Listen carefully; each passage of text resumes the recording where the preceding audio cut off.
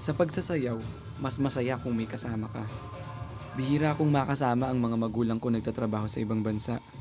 Nakakasawa ang mag-isa. Sa pamilya namin, ginagamit ang musika para sumamba sa Panginoon. Pastor kasi ang tatay ko. Pero kahit na lumaki ako sa simbahan, hindi ko to sineryoso. Sa dinami-dami ng mga babae sa eskwelahan, ako nagustuhan niya.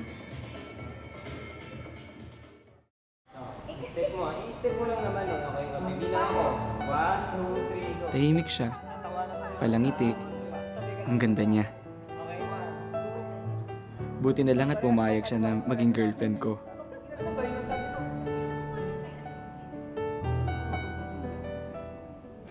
Wala na naman sila papa sa bahay. Dito na lang, nandito ka. Ito lang naman ako para sa'yo eh. Pareho kami ni June, naghahanap ng atensyon. Bihira naming makasama ang mga magulang namin. Pero okay lang, andyan naman si June. Kumbaga sa musika, nakahanap ako ng kaduet. Masaya na nakakakwentuhan ko si Ruby tungkol sa ganitong mga bagay. Halos sa lahat naman ng bagay eh. Kami ang laging nandyan para sa isa't isa. Hanggang sa isang gabi. Nabasa ka na naman, ang dilim-dilim. Ano ka ba? Alam mo, alam mo kasi. Pahinga ka na lang. Pahinga ka na lang.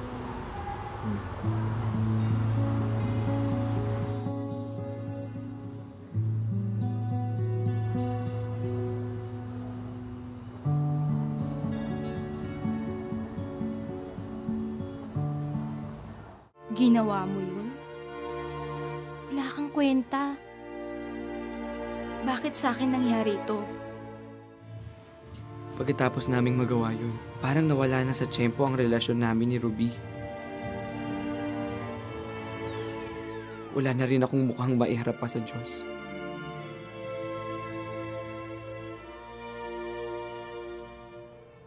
Inamin ko kay Pastor ang nagawa namin ni Ruby. Pastor, nakapag-commit po kasi kami ng premarital sex. Tinulungan kaming dalawa ni June ng simbahan. Pinayuhan nilang maghiwalay kami para matutunan naming unahin ng Diyos sa buhay namin. Ang hirap. Unang-una, hindi ako sanay na wala si June. Pangalawa, mahirap tanggapin sa sarili ko na pinatawad na ako ng Panginoon. Uy, Ruby! Andiyan ka na pala, kasama ka dito sa amin. Late na ba? Hindi naman, relax pa naman masyado. Ngunit habang binabasa ko ang salita ng Diyos, muli niya akong nilalapit sa Kanya. Therefore, there is now no condemnation for those who are in Christ Jesus. Parang siyang kadate ko sa bawat pahina ng Biblia. Naririnig ko ang Panginoon na inaawitan ako ng isang love song. Inalis niya ang mga kasinungalingan na nagpapatigas ng aking puso. Nakita ko ang katotohanan. Binigay nga sa atin ng Panginoon si Kristo para sa ating mga kasalanan.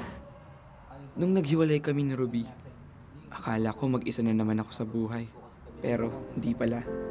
Ang Diyos ang kasayaw ko habang buhay. Ang sex ay after ng marriage. Simula noon, natuto akong gumalaw sa galaw niya. Nagkabalikan kami ni Ruby. Sa pagkakataong ito, gusto na namin gawin ang tama. Malay mo mag-selfie naman. Natutunan ko na pag mahal mo ang isang tao, rerespetuhin mo siya at hindi ka gagawa ng mga bagay na makakasama para sa kanya. Nagpapasalamat ako sa Diyos sa pangalawang pagkakataon na binigay niya sa amin ni June.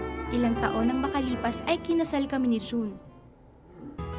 At ngayon ay nararanasan namin ang pagpapala ng Diyos sa aming relasyon bilang mag-asawa. Nagdesisyon kaming gamitin ang aming pinagdaanan para tumulong at gumabay sa ibang mga kabataan sa simbahan. Gusto ni Lord na ma-enjoy niyo yung relationship. So, hindi niya gusto na ikaw mismo masaktan ka. Gawin yung maging center si Lord sa relationship niyo yung dalawa kasi siya yung number one na mag-guide sa inyo sa lahat ng magiging desisyon niyo.